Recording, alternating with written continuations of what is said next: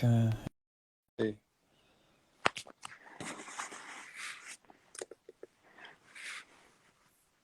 All right, I think that's there. He is. Please accept me. Made it. I got you. I got you. How you doing?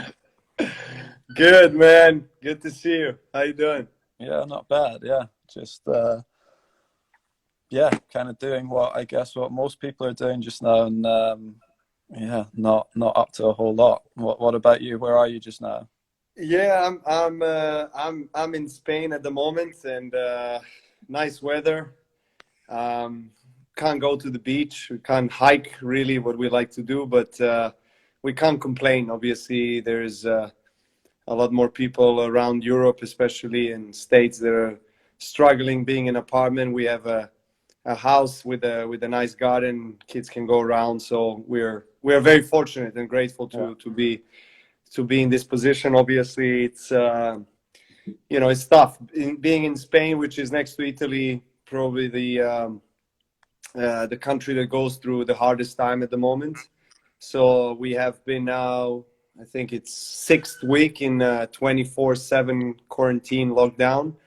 yeah, It's honestly, as a tennis player, it's really weird to be in one place more yeah, than 5 6 weeks, as you know. I mean, I have not experienced that probably for 15 years. yeah. So, but I'm happy because I'm with my kids. I'm really glad to be with the family. Yeah, I mean, that's been the one thing for me that's been like, it's been nice. Like, I've got to see my kids like do things for the first time that usually when we're away traveling and stuff, like you miss. Like, I saw my kids going out cycling on their own for the first time and swimming on their own for the first time and stuff like that. So it's actually been nice to see lots of those things. But yeah, the trying to teach them stuff is difficult. It's not easy. They don't always want to listen to their parents. So yeah, that's been So challenging, who but is it's who been is good. more patient, Kim or you? Me, 100% more Really? patient. Yeah, yeah, definitely.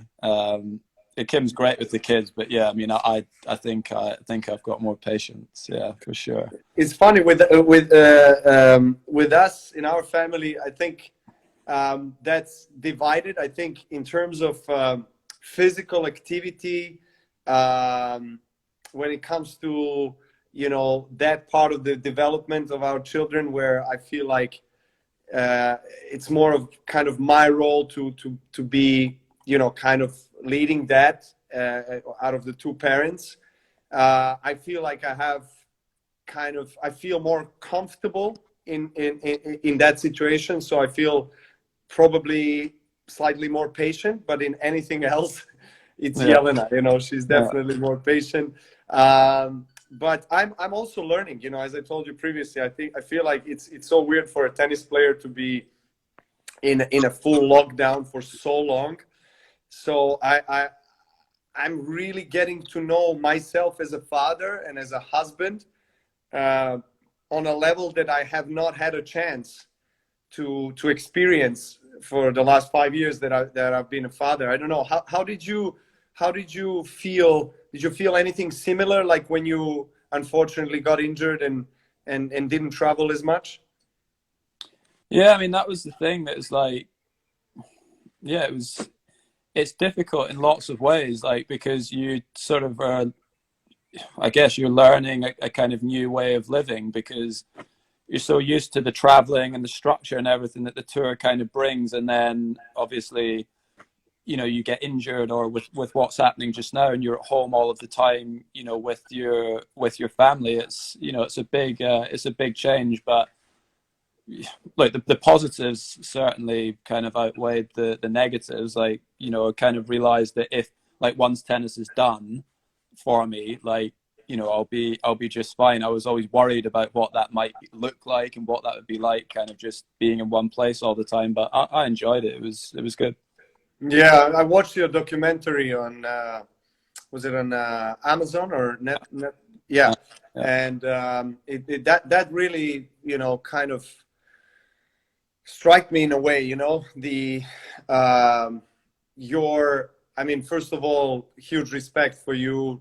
Trying to come back after everything that you've been through in the last 3 4 years, and as someone that has been through a major injury, but I've been fortunate that there has been only one actual major injury for me, which was the surgery of the elbow that I had in beginning of 2018, and I was absent from the tour for 6 months, and it was really hard to kind of get off that adrenaline rush, Yeah. because I think tennis players, for sure, all the athletes in general, because that's kind of a nature of our of what we do as athletes. We're constantly like high on energy. We need competition. We need to, challenge ourselves in every area of life in a way, because if you feel like you're still in your professional career, and as long as the season is on, and for us it's the longest season of all sports, right, from January to like mid-November, you feel like you can never really fully relax. You feel like you of course we all have ways to balance ourselves, and of course you need to figure out a way to relax every single day, because otherwise you'll burn out, but you never really fully relax. And when first time I took those 6 months, it was the first time that I skipped the slam ever since I became a professional player. Yeah. And it was really I was not feeling any unease. I was feeling actually happy to be at home, happy to do some other things that are always kind of waiting to be addressed, maybe because there's never really time or energy really to think about some other things or do other things. And at that time, actually, Jelena was pregnant with our second child, so it was a perfect time for me to be at home. But going through the injuries and trying to kind of bounce back and find that motivation again, I don't know. For me, I would like to hear from you, because for me it was never really a problem to be motivated. But I must say that I probably thought that I will deal mentally and emotionally better with the competition once I'm back from injury than it actually was. I felt like I was very confident in myself. I was like, well, I'm fine. I'm gonna practice for whatever weeks, and I'm gonna be okay. It's nothing that I'm not familiar with, right? But once I stepped on the court, it took me probably about 4 or 5 months to really start playing the way I wanted to play. Yeah. So how it was for you when you came back first from like a long absence from the tour?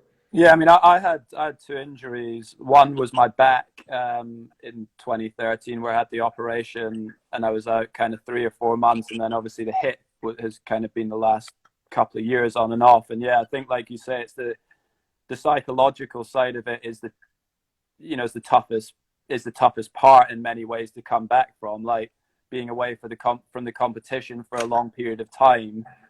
You lose something a little bit. You lose a little bit of an edge that you need to. I feel like you need to kind of work to get back, and I don't know.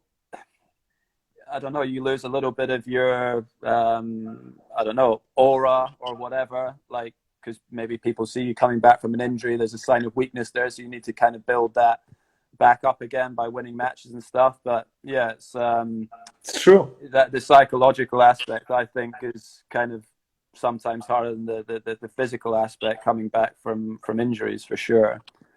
Yeah, look, I mean, we've got about an hour, don't we, really, to chat just now, and we obviously got like a ton. We got 20 minutes left, so it's good. Yeah. we got a ton of questions sent through, and we'll try and get through kind of as many of them as possible. And I think there was lots of people asking about like our careers kind of against each other, and maybe matches we've played and the first times we played against each other. Maybe we could just chat about that for a little bit. Sure, of course. I mean, do you remember much about when we first played? I would have been, well, what, we were like 11? Yes, I think we were 11.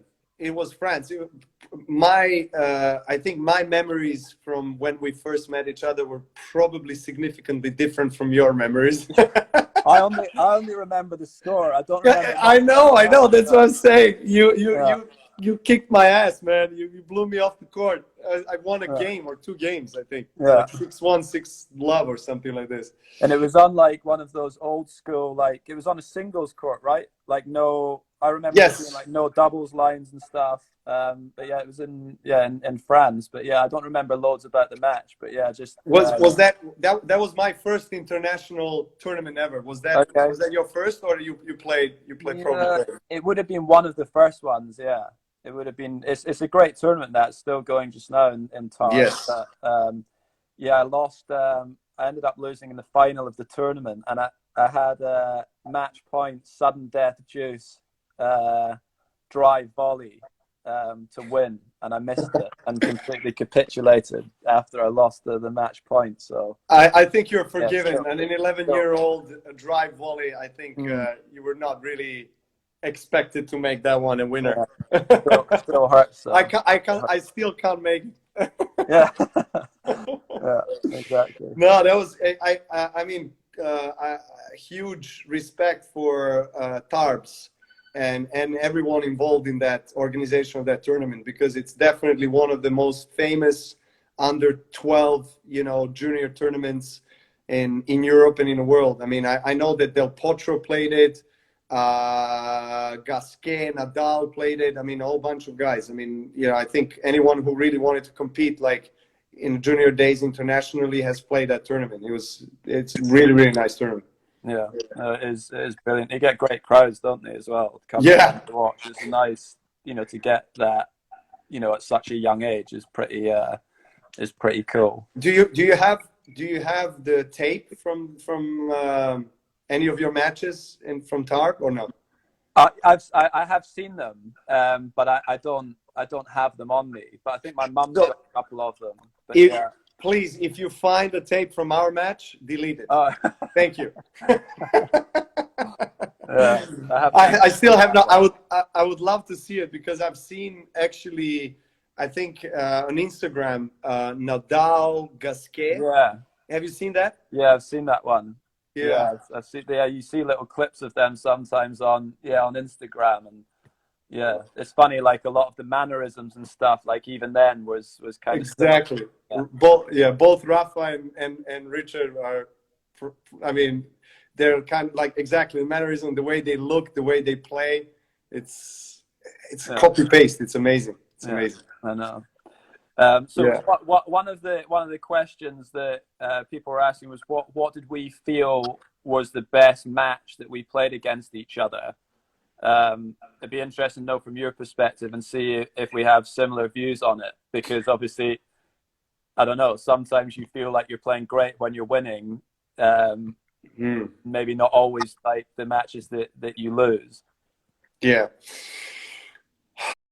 2012.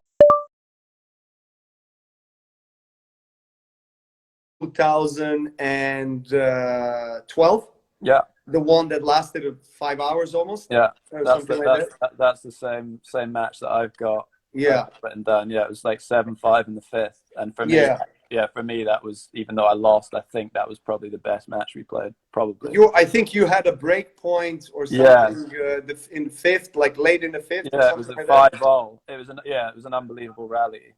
And it was one of the regular rallies we had, like around 57 times. Yeah. But I would say that was. Yeah, I would agree with that. What other one were you thinking? I think I felt like I played well, although you beat me in Olympic Games in London on grass in Wimbledon 2012 in semis. It was 7-5, 7-5, I think. I still feel like we both played pretty well. I felt like the quality of the match was pretty good. You were just better in the decisive moments on both sets, but I felt like in terms of the quality of tennis, that was actually one of the matches that I felt like of course I was devastated when I lost, because it was Olympic Games and everything, but I was happy with the way I played, because I played well throughout the entire tournament, and then you ended up winning for the gold medal, and you played I mean, you played the whole tournament. You played fantastic. It was probably one of the best matches you ever played against Roger in the finals, right? I mean, Yeah, for me, yeah, yeah, for me, the final for sure. It's interesting because my coach actually at the time, Danny Valverde, he had messaged me the other day because he'd seen some clips of that match in the Olympics on Instagram. And he said to me like it looked like it was a great match, and my memory of it was that it was like not that good. You know, interesting. my memory was that the conditions were really difficult. It was pretty windy. True. Um, but he said that that wasn't the case and that it was good. But it's quite interesting sometimes, like how I don't know. That's You how don't good know. you were. That's how good you were. Yeah, you know, you That was kind sometimes of an average match for you. yeah at that time Yeah. but yeah, it's weird that sometimes obviously you come off the court and tennis players always talk a lot about how they felt like in the match, but actually it's not always the reality. You know of what Yeah. was what was going on. But yeah. Did you, I mean, we've known each other for a long time and we talked about this, obviously, you know, by the way, it's really, I'm really happy to have this kind of live and this kind of chat with you because I don't feel like we've had many of these chats throughout the years. We did have, you know, when we practiced with each other and we would chat and so forth, we always had a really good relationship. But I think because of the rivalry and because of everything, we just couldn't be too close, I guess, and kind of share a lot of things. But it's interesting to kind of reflect and go back in time on how we have observed and how we have felt about certain matches.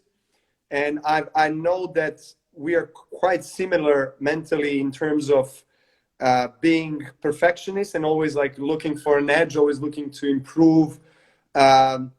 At times, not at times, like a lot of times, not really being satisfied, as you mentioned, like after a match that was semis of Yeah. Olympic Games, you know, you won in straight sets, you were still not really kind of pleased with the quality of tennis.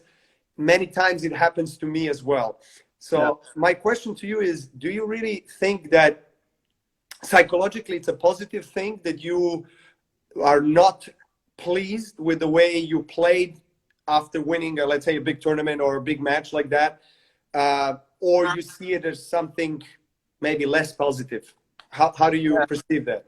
So I would say that it's really important, like even after a big win, to like be not to just be critical of yourself for the sake of it, but to if there's something you felt on the court that could be better, to actually voice that with your team and the people that are working with you. Because sometimes I don't know, sometimes in those moments things can get missed as well, like because Yeah. everyone's so excited and elated and happy that you've actually won an event that you can sometimes miss the things that actually you could do better as well. But yeah, I think that at the same time, like it's something like looking back with the issues I've had the last couple of years, I do wish that I'd enjoyed those moments more, because when you see that maybe the end is coming, you realize like shit, I should have enjoyed like the wins and the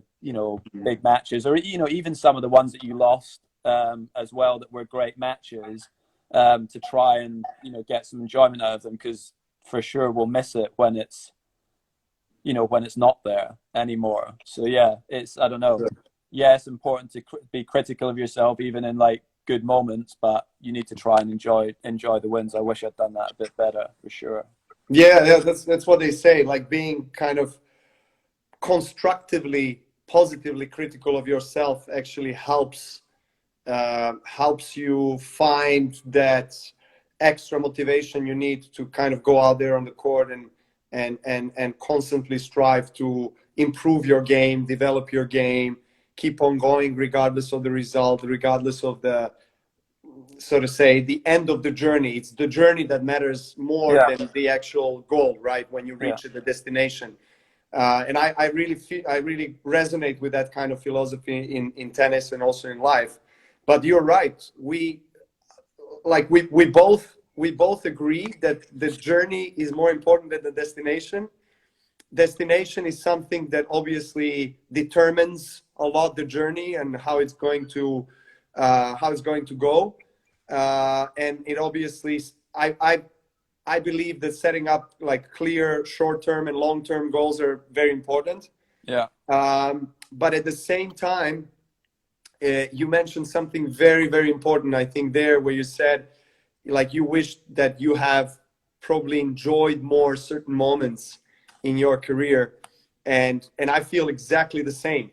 I think, because of the nature of our sport, because the season is so long, and because we're constantly in a high intensity focus in every aspect of our being, we just, it's hard to kind of like, sit down, be present, and be fully immersed in whatever experience that you are having at the moment. But I think that the thing that's, yeah, like you said, because of the way our sport is the thing that makes Yeah. it hard is, let's say, for example, and I know you've won it a number of times, but like you win the tournament in Canada, in the Masters Series in Canada on Sunday, you don't have time in many ways to enjoy it, because immediately your mind is already straight on to the following week. And, Yeah. I don't know, if you go out partying that night and get hammered drunk, you're competing on Tuesday, Wednesday, the following week, in Cincinnati, in another country, in another tournament. And it's, I think because of the guys at the top of the game, you Novak and Rafa, like, I don't think people always appreciate how difficult that is to just go like from a Sunday final, traveling to another country, new conditions and everything, and you're straight into, there's a lot of pressure, as well on the guys at the top of the game to keep winning all of the time. So Yeah. it's difficult, and I think that's one of the reasons why maybe you don't always enjoy the wins as much as you would like, because you don't have the opportunity, because there's not a week in between. Sometimes you're going straight on to the next tournament. You're absolutely right. There is a constant demand from you. Like, you gave a great example. I wanted to ask you, like, what was the hardest transition for you, and what is the hardest transition to you, in terms of, like, you mentioned Canada, Cincinnati. Obviously, if you play Sunday there, you got to move to, quite different conditions. Actually, I don't know if you feel the same, but the ball bounce in a day match in Cincinnati is like playing on clay. Somewhere where it's super warm in say Madrid or whatever. I always struggled with a very high bounce there during the day. So, what were the transitions from a tournament to tournament in a very short period of time for you that you found the hardest? Anything that involved clay was difficult for me. And actually, I find for me the hardest transition is going from indoors to outdoors. Yeah, I find that really hard. So, like, I don't know. So even sometimes playing a match in Australia, for example, at the US Open, like with the roof closed, and then the following day going out to practice. Without a roof, with it open, I find difficult. And like that period, like of indoor tournaments, sometimes if I played indoors post Australia for a yeah, little while, and then going outdoors more sometimes in the surfaces. Obviously, going from Madrid to Rome and stuff with the altitude back to sea level is tough. But yeah, I've always found indoors to outdoors the hardest. Going from outdoors to indoors, no problem, but indoors to outdoors, tricky. What was the most challenging transition that you had to do? Like, for example, I remember one year I played finals of US Open. I think it was 2013, against Rafa. Played like four tough sets. And then I had to play on Friday the Davis Cup semifinals in Belgrade, Serbia, indoor clay, against, it was Canada, I think. So, like, I remember the next day I was flying. I had a night night flight, and I arrived in Serbia eventually like Wednesday afternoon, and Yeah. I played Friday at like noon. Yeah. Already completely different conditions, but I remember the next day after the finals that like finished, I think around 10, 11 p.m. I practiced outdoors on clay, and it was okay because it was still outdoor to outdoor. Yes, different surface. But then when I arrived in Serbia, I had one practice session literally on Thursday of 2 hours indoors, and I remember it was it was very challenging. I Yeah. mean, to say at least. What did you have any particular similar situations like that? I tried. It was actually the year, so it was 2012 after the Olympics. I won the Olympics on Sunday, and then I probably stupidly decided to try and play in Canada. I can't remember if I played on the Tuesday or Wednesday on hard courts. And, after playing on the grass, which is obviously pretty, forgiving on the body, to then trying to play on the hard courts with like 1 day preparation was a mistake. And I ended up playing my first round match, and I told my team, like, I was exhausted. I felt terrible, and I ended up pulling out. But that was, yeah, for me, that was probably a tricky one. Yeah, I remember seeing you because I lost to you in Olympics in London in semis, and I played. Well, actually, I played for third place against Del Potro the same day you played finals. So I did travel as well to Canada. Yeah. So I think we might have traveled actually. No, you traveled probably the next day because I left the right that evening or the next day, and you stayed for the press and everything and celebrations. And then you came over, so you literally came like less than 24 hours before you played a match. I remember watching you play. It was it was painful for me watching. Yeah, it was a mistake for sure. Yeah, but I guess we learn from mistakes.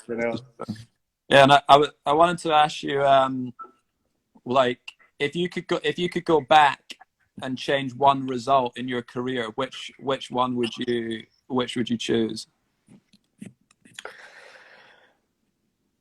I think it would be related to Olympic Games. So maybe the match that I played against you in London, Okay. or Rafa in Beijing, 2008. Was that in the semis? Yeah, I lost semis like also very close. I was like, it was 3-0, 4-0. I had something like 15-30, 15-40 or something like that. And I lost like, I think 6-4 or 7-5 in the third. I missed an overhead, very easy overhead, which is quite typical of me throughout my career. I think I've seen that one a couple of times. You've seen that? Let me tell you. US Open Finals 2000 and when did you win against me in the finals? 2012. Set point, second set. Was one you were set up and set point, second set. I was at the net. You gave me one of your famous lobs that hit the satellite and came back. And it was very windy that day, to be fair. So thanks, man. I really appreciate it. I feel better now, but it's still a lousy overhead miss. So I think I would say Olympic Games, because I mean I for sure, I mean I was very fortunate to have the great success in my career and win all 4 slams. And an all master series, but I did win bronze in Beijing, but I was really feeling good about myself. For example, in 2016, in Brazil, in Rio. Yeah. And you had a tough draw there, to be fair. Del Potro that went on to play with you in finals. It was a very tough match, 2 tie breaks, and I remember 2 days before the match, I was practicing and I was feeling great. I mean, I did lose third round of Wimbledon, so I had enough time to get ready. I won Canada, and I came to Rio full of confidence. It was probably, I had like 15 best months of my career behind me before Rio. And then I remember I was practicing for 2 hours on the center court singles.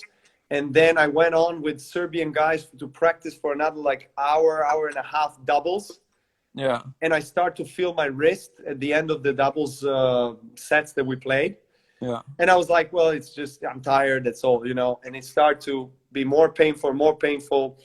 And I don't want this to sound like an excuse, but that's because it's because of that I lost to the Potro. It was absolutely not. I mean, I was enabled. I did get some injections, and I had to go out on the court and like try.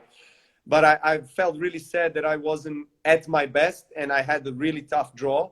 I felt like if I had maybe slightly better draw, that I could kind of work my way in the tournament. So probably, yes, I would, if I had a chance to turn back the time and maybe change the outcomes, would be probably Rio or London with you in 12. Yeah. Okay. What about you? It's a match against you. Which one? Which one do you think? Well, it must be Australian Open. No, actually, not. No. Roland Garros. Yeah. Roland Garros, really? Yeah. Okay. Yeah. If I could change one result, because I obviously I would have loved to have won the Australian Open or the French Open, but I think like as a challenge for me, because clay was such the tough surface for me throughout like my career, and just in terms of the way that I played like on clay, it was the hardest one for me to adapt to. That I think that would have been like for me my biggest achievement if I'd managed to win the French. Obviously Australia's been pretty painful thanks to you over the years, but yeah, if I could change one, I'd take the French Open off you. And obviously for you, that was obviously for you to win. Well, that was the first time you won the French, right? So yeah, that was the only time, exactly. Yeah. That was the only time. And then probably after the Olympics matches, I would probably, if I had a chance to change the Wawrinka match the year before I played you in the finals. I won against Rafa in quarters. First time I beat him in French Open. And then I felt very good about myself coming into finals against Stan. That was obviously playing great. That year we played in the semis, right? Yes, you remember we played like 2 days. I was pissed, yeah, because I was starting to play well. I think, when did we get stopped? Was it the end of the third? Exactly. It was the end of the third set, and then I won the fourth set. Exactly. But yeah. I was starting to feel good at the end of the third set. Yeah, we got stopped for light, didn't we? Exactly. Well, the conditions, I must say, they were more favorable for me the first day we played, because it was going like towards the end of the day. Yeah. It was a bit cold and like heavy clay. And I remember I was two sets up, and I think I might have had like a break point in the third or something like this. At the beginning, yeah, like and you turn it around and you won a third, and then next day it was sunny. Yeah. So it was quicker, so you felt better. Yeah, it was a close one. It was definitely a close one. Yeah. Yeah, and the fondest memory, or the biggest highlight I have of that year is not tennis related, is actually Stan's attire. I mean, you remember his shorts the year he won? Yeah, they were horrific, weren't they? My God, Stan, if you're watching this, I hope you burned those shorts. No, they weren't good. No, but I think he made a really cool joke out of it. Like he made it like a symbol of his whole tournament and of his whole win. It's like a lucky charm. Yeah. For sure. He just put a comment with the middle finger up. Oh, there he is. On the thing. Ben the man. Yeah. But, thanks, man. Well, anyway. Right. I need to ask you this. We've got like 25 minutes. Yeah. And I wanted to ask you a question about the GOAT of tennis, because it's something that obviously like I hear about it all of the time, like in the media. I think I would talk about it like with my friends and like other tennis players and stuff, that it's something that people are like, really, really interested in. I just wanted to know what your take on it is, because I've got some thoughts on it, not necessarily about who the best is, but like how how do you ever judge it? Like, what's important to you? Like, what is the most important record in the discussion? What would you say is the most important thing? Very good question. I think it's combination of I guess slams, I guess the weeks at number one, and obviously the Masters, right? The thousand events. But I think What we what all about agree, what about head to head? What about and head? the head to head. Absolutely, yeah. Thanks for bringing that up. um, I think Grand Slams would probably stand out, but it's really hard to say. I even though like I personally am very fortunate that I'm in the conversation, of course, and I'm honored. But at the same time, it's it's hard to really say greatest of all time, taking the amount of slams you won or tournaments you won or whatever, because I've said this to everybody. I've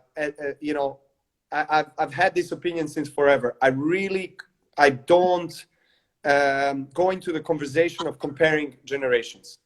I really can't I I, compare compl- I completely board. agree with that. I completely agree with that. But Yeah, in reality, all three of the best players are playing in the same generation, and I think that's yeah, why it's because I agree completely. I'm sure Borg would have been amazing in this era, and Rafa yeah, would have played amazing in Connor's McEnroe time for sure.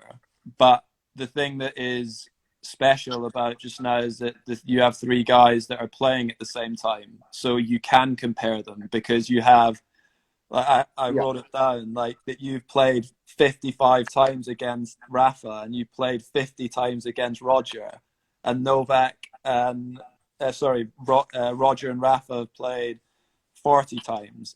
yeah, So you have that many matches between the best players in the biggest tournament. So you don't have to compare the generations. And I yeah. think that the best three players are playing just now, but True. it's so difficult to yeah, I guess it's difficult to judge it. And obviously we don't know what's going to happen in the future. So Yeah, we don't know what everyone is going to finish on slam wise and how many matches yeah, everyone will have played and won against each other and stuff. But I think also in this conversation, which is maybe different to other sports, is because we have the different surfaces, is that to me right now, you have Rafa's record on clay, nobody competes with. Roger's currently record at Wimbledon is the best, and your record on hard courts is the best. So because we have these different surfaces, it's kind of difficult. And when people ask me like, "What's your toughest match like that you would play like in your career? Who are the hardest guys to play against?" I would be like, "Well, I feel like I'm competing against the best hard court player ever. I've competed against the best clay court player ever and the best grass court player ever. So for me currently right now it depends on the surface." yeah. Exactly. It's. I mean, obviously, I can't say much more than I already said. Because obviously for me, it's hard to really talk about this, even though of course, I'm in kind of in the midst of it, and I do, speak with, of course, with my team, with my friends about it, and it's interesting to hear how, there are people obviously that are close to me are biased, and they're obviously leaning towards me, and then of course, people that support Roger support Rafa, and which is normal. But I think it's just I think it's good for tennis that we have this kind of conversation, and that we all are competing at the same time, and it's really amazing. And I think we all are not really conscious of all these results, achievements, the I would say the proportions or the depth of the conversation in the world of sport. I don't think we are conscious because we're still in the storm in a way. If you understand what I'm saying, it's like you're still competing. It's hard. I think only when I'm finished with my career that I can step back and observe things from more neutral standpoint, where I can say, okay, this is my opinion about this, and that. But for now, what you have said, that you have like three guys that are, dominating on three different surfaces, I think that is what I would agree 100%, and that's all there is right now. What the future brings, for our rivalries, for our sport in general, I don't know. Obviously, we are also not that young anymore. I mean, you have guys like Dominic Thiem and Tsitsipas and Zverev. These guys, I think they're maturing so quickly and they're ready. I mean, they're ready to get the Grand Slam titles, and they're very close.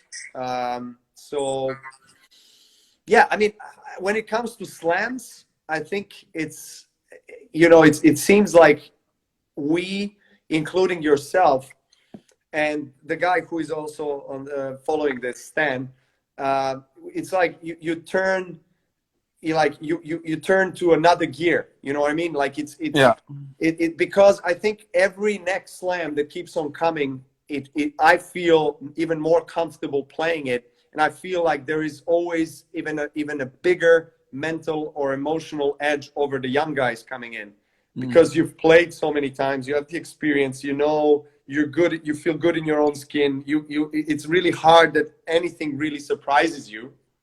So you're Yeah, I mean, ready. I would have said, like, for me, and from my perspective, like, going into a slam, I always felt different, like, in terms of how I felt mentally and my focus, concentration, everything. Like, ideally, you want to have it throughout the whole year in every single match, but the slams always, for me, I don't know, like, I feel like I played my best tennis in them. Yeah. I don't know why, but always, like, the few days before they start, I go to a different place than maybe before the other events. The beast mode.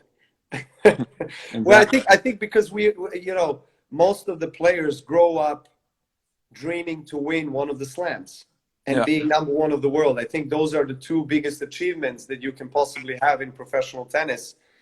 Um, and I think because of the importance that we give to our dreams, because the dreams are there to also inspire us and motivate us, that's why I think the slams are always kind of bringing the best out of us.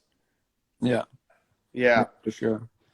Um, I mean, I'm just going to read a couple of these out before when we'll go on to. There's a few fan questions that, Yeah. that we should do, but for anyone who's listening that's interested, you've got Djokovic Nadal head to head is 29-26 for Novak, and Rafa is ahead 9-6 in Grand Slams. Djokovic Federer head to head is 27-1 for Djokovic, 23 for Federer, and Djokovic is 11-6 in Grand Slams. Nadal Federer 24 wins for Rafa, 16 wins for Roger, and 10-4 for Rafa in Grand Slams. Weeks at number one, Federer 310, Djokovic 282, and Nadal 209. So it's quite interesting that in the slams you've got Rafa ahead in Yes. both of the head-to-heads, but then in the weeks at number one, there's quite a big difference there. So for anyone that's interested, but I am. Yeah.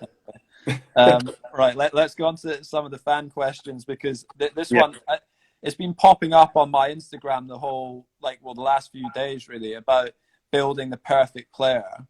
Yeah.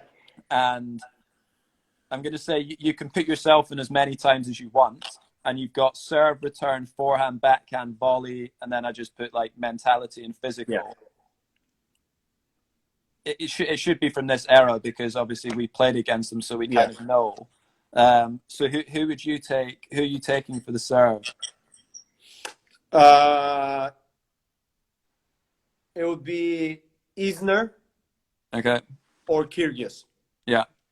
Yeah. I mean, I would say, yeah, I would say exactly the same for that. And that if you gave Kyrgios Isner's height, I think he would say that's why I think. I so. mean, John obviously has an amazing serve, regardless of his height. But I think obviously his size contributes even more to that. But I think Nick, for his height, I mean, has the best serve that I've played against, that I've seen. I'd agree with that as well. And I've seen him sometimes. Like I practiced with him a couple of times and just warming up. Like, you know, he probably hasn't done. He warms up. He hadn't done literally nothing like for his shoulder or anything, and he can serve like unbelievable. Like no problem. He's got such easy power. So huge talent. Huge I, talent. I love that you said that as well, because a lot of the guys that I chat to about tennis are always like, nah, no way. Like it's not Nick. Like whatever. But I'm in agreement with you there. For sure. Okay, return. I would go with you. Your return, because I feel, you know, obviously, playing against you on any surface was always a challenge, and but out of the three biggest rivals that I had, Rafa, Roger, and yourself, I found it the hardest to serve against you, because, you know, it just felt like, I mean, everything was coming back. I mean, I guess it's similar feeling from your side when we play each other. And when I look at our matches, and YouTube, and, you know, kind of going back, the highlights is, I mean, even when I don't see highlights, even if I go like point by point, it's so many rallies, because if I win a 3 points out of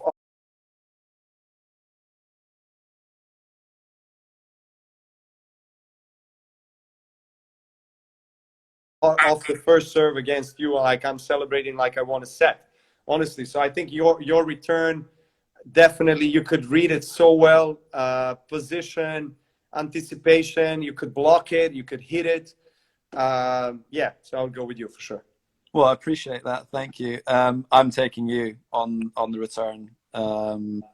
Yeah, for the same stuff that you would have said there. Is like, yeah, just difficult to ace, difficult to get 3 points, and also, yeah, it's just rarely missing returns. Like sometimes, you know, I look at like the stats of like returns in play, and it's like over, you know, 93-94% of returns in play, and yeah, you know, that's rough. Like most players are kind of in the 70s, so it's yeah.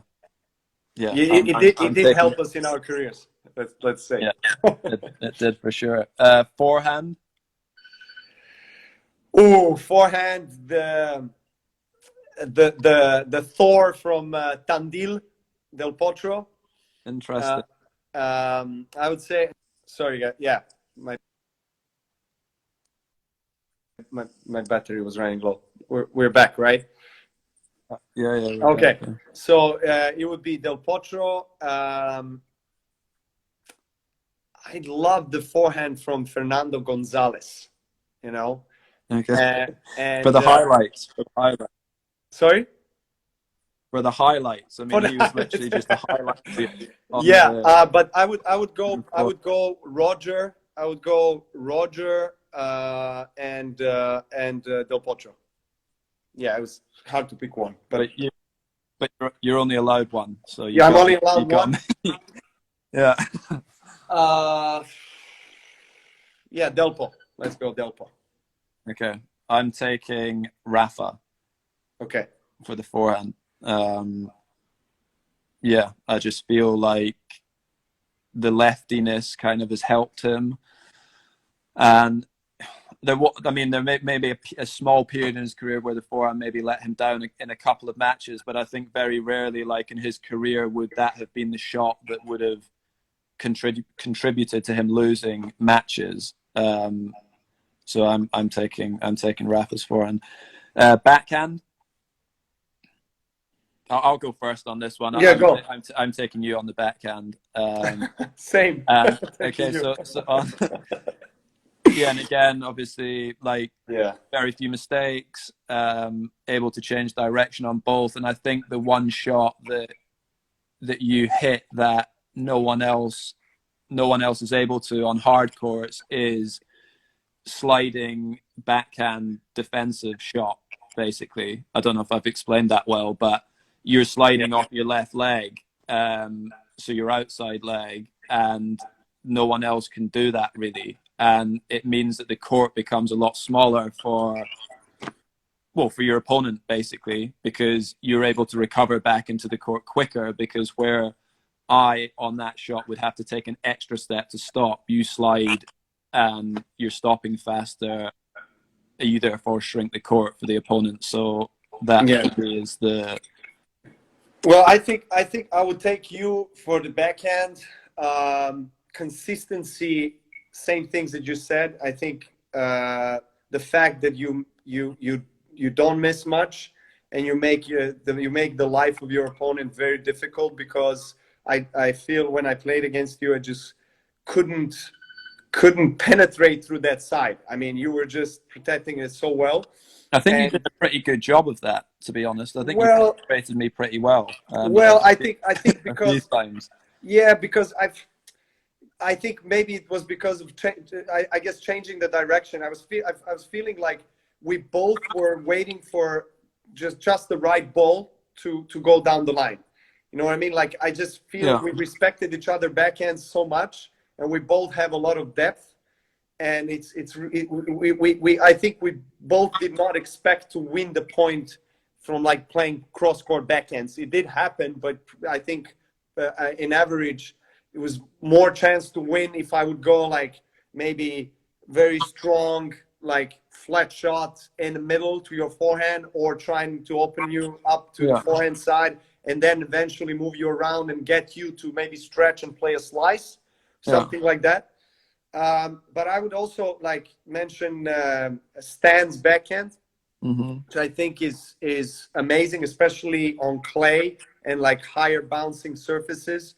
I think the way when he has time, when he's on the ball and he positions himself very well, it's probably the best backhand that is out there, honestly. Yeah, I like think one-handed, especially like power-wise. Yeah, I mean, he's hitting more winners off that. Yeah, exactly. Yeah. Exactly. The way he gets you off the court, like his cross court is like Rafa's forehand. You know, just puts you off the court so well. And I think from the young guy, like from the younger guys, Medvedev, I mean, his backhand backhand reminds me of yours. It's tricky. It's a tricky backhand. I've practiced with him a few times. It's tricky. Oh my gosh. Yeah. Okay, volley. I mean, Roger definitely would be there. I think. I mean, he's one of the most complete players ever to play the game. He's who he is. We all know how great he is. What I think is probably a bit underrated. I don't know if people really talked so much about his ability to come up with serve and volley accurate play at the most challenging times in the match against us that, you know, are great returners. He never really felt, I think he you know, he was really not intimidated so much by the return. Like he would place, especially on the quicker surfaces, he would disrupt your rhythm because we both have great returns, but we would prefer if a player would stay back, you know what I mean, and we would get into the rally. Yeah. Correct me if I'm wrong. Yeah. Right. Yeah, so what he does so well, and what he did so well for so many years, is taking away your time. Serve +1, he would be so quickly at the net, and I think he's the quality of his first volley and his positioning at the net is probably underrated. And you know, and I would pick him because there are probably some guys that hit the volley. I don't know, maybe if you just isolate the volley technique itself, maybe, I don't know, guys like, I don't know, Feliciano or somebody. I saw Feliciano is following this. Yeah, don't mention his name. You'll have a big head if you say anything about his volleys. I know. Are you playing the virtual tournament? I am, yeah. Okay, great. Okay. So I think, like somebody like him, but I think Roger, in terms of how well he uses his volley game in the complete picture, so to say. Yeah, yeah, I'd agree with that as well. I think there might be some guys that maybe hit, certain volleys better. So I don't know, might have a better forehand volley or maybe a better backhand volley, but all round that, Yeah, he's able to, because he has the touch and he has the feel as well, that he's able to hit more volleys better than any of the other guys that are playing just now. And he's one of the few guys that's done it under pressure, yeah, come up with those shots under pressure a lot. So some of the guys who I think maybe volley very well, I haven't seen them do it in the biggest moments and come up with great shots, which Roger has. So yeah, I think you would have to sure. give volley to Roger. Okay, mental. I think we've got about 10 minutes left, or maybe Yeah, about 7 minutes. So we'll try and get through yeah. Let's more go questions after that. mental Rafa for sure. Okay. Yeah, I mean, is there like a couple of categories related to mental, emotional, like fighting spirit or something like that? I mean, I just put down like seven. I just put down mental and then physical are the Okay, only so other two. mental for sure, like like everything. Yeah, Rafa. Yeah, because of his like, I mean, it's obvious his champion's mentality, what he managed to produce over the years on all surfaces, the way he was bouncing back after numerous injuries that he had. I think he was the most injured of any of us, four.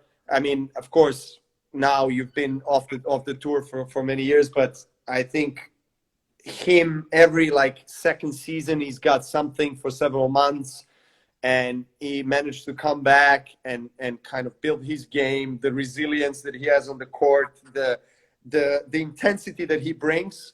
When you see him jumping around before you walk onto the court, it already intimidates you. Like it creates this the challenge in your mind. Like, oh my gosh, I'm going with a gladiator in the arena. I mean, a mental giant and a physical Yeah, giant. We're gonna get to the physical part. I'll yeah, probably hand it to him as well. But I always felt like mentally, it's between him and Roger for sure. Both of them. It's really hard to. If I have to pick, I'll probably pick Rafa, but it's like very small margins. yeah. So I would.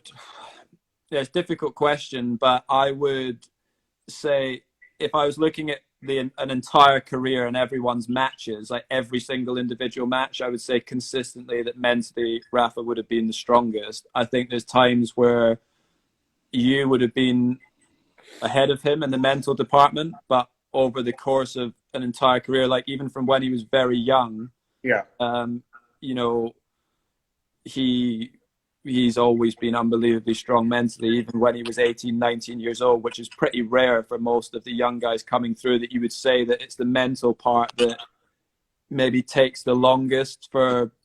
I don't know if you took some of the younger guys now, that's the is maybe not the tennis, but the mental side that they need to get better. Um, yeah, I would say that from a young age, he was great in that aspect. Whereas I don't know, you might disagree with this, but maybe for you it came a little bit later on, and has then become a strength of your game, which maybe at the beginning yeah, it wasn't. for sure, for sure. No, I agree with you, 100%. Okay, right. We got like 5 or 6 minutes left, Yeah. and right, physical.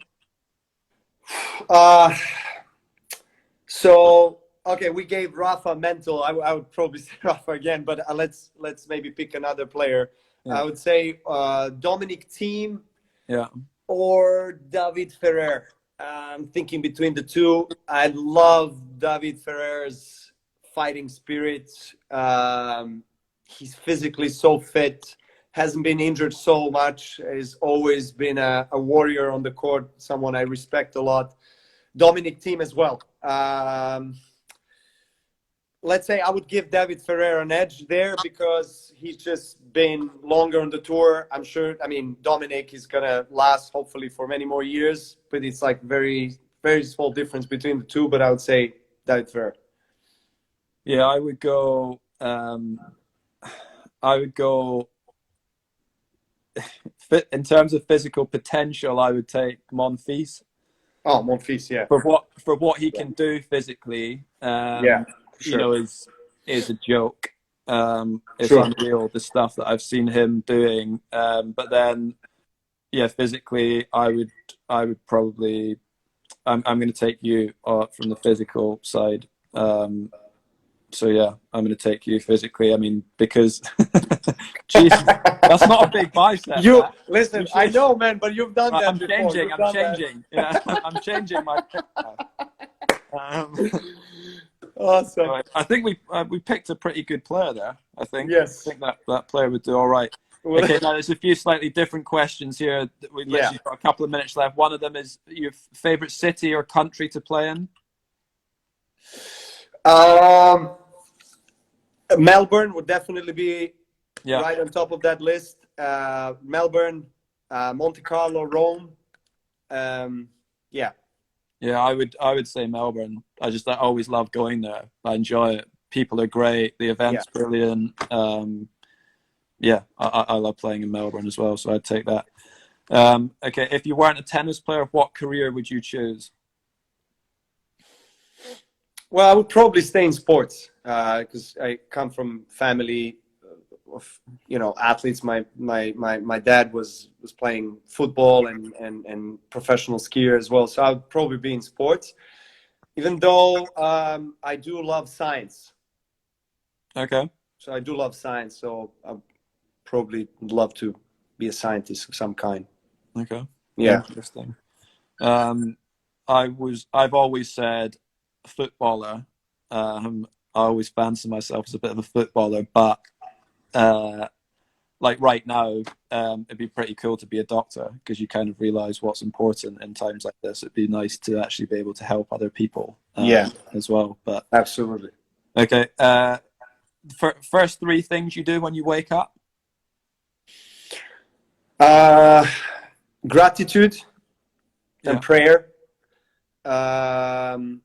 Couple of long deep breaths, hugging my wife if she's Okay. still in bed, Yeah. and running to my children. Nice. For me, too much information, but I go for a pee. First thing for me, and then I'm getting one of my kids out of bed, and then feeding my dogs who are, I think they're here watching. Oh, nice. Things. So yeah, that's what I'm up to in the morning. And then this is the last question. I think we're literally about to get cut off. Is what's your worst habit? I think now, because everyone's been in quarantine and stuff with their families, everyone's now picking up on all of the annoying things that we each do. So what have you got? Being late. Okay. And probably impatient in some things. Too impatient. Yeah. What about you? My wife always complains that I always leave the top of the toothpaste. Oh, I don't like that as well. My wife Yes, does that as well. it's all hard up at the top, like the next morning or whatever. So that, yeah. I understand. I hear you, Kim. I don't like yeah, that at all. She's been complaining about That's a good one. every day. So now I know when I take the lid off, I just leave it off anyway. That's a good one. Awesome. Right, I think that's it. We're probably going to get cut off in a minute, but Fantastic. that was fun. I hope everyone watching enjoyed it. I enjoyed it. It was good fun. Phenomenal. It's like a quick 1 hour. I mean, it was a pleasure, Andy. Thank you very much for inviting me. It was really a lot of fun. That's all right. Well, yeah, and I hope the rest of the quarantine goes okay, and you and your family stay safe. Thank you. Well, lots of health and love to your family, and let's hopefully see each other on the road very soon. Yeah, I hope so. All right. See you, Novak. Thanks, man. Bye. Cheers. Bye.